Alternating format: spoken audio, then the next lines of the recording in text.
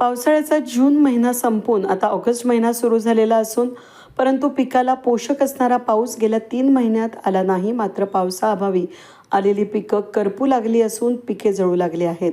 पिकांची नासाडी होऊ लागल्यानं शेतकऱ्यांच्या नजरा या पाऊस कधी पडेल यासाठी आभाळाकडे लागल्यात.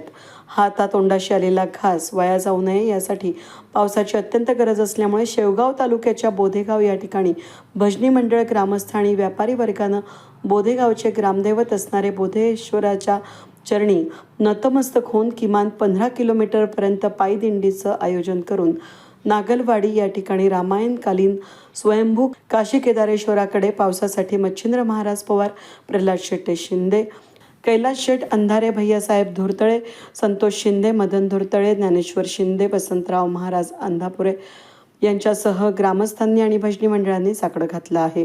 आज आम्ही श्री क्षेत्र बोधेगाव येथून श्री क्षेत्र काशी केदारेश्वर या ठिकाणी पायी दिंडी सोहळा ठराविक लोकांमध्ये गावकऱ्याच्या वतीने घेऊन चाललेलो आहोत.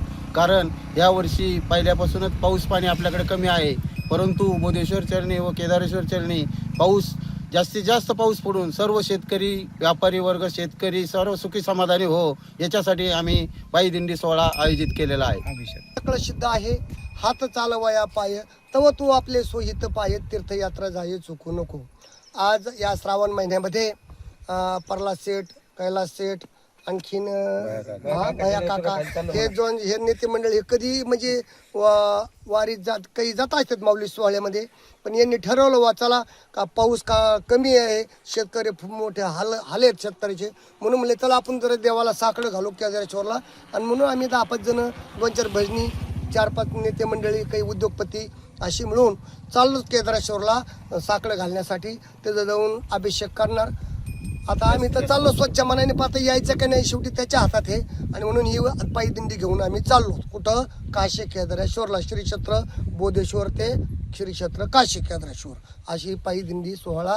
आता आम्ही आलोत गोळेगावच्या मधल्या चौफुल्यावर. तुम्ही सर्वांनी मंडळी या ठिकाणी आले. वेद न्यूजसाठी प्रतिनिधी पांडुरंग निंबाळकर, अहिल्यानगर, शेवगाव.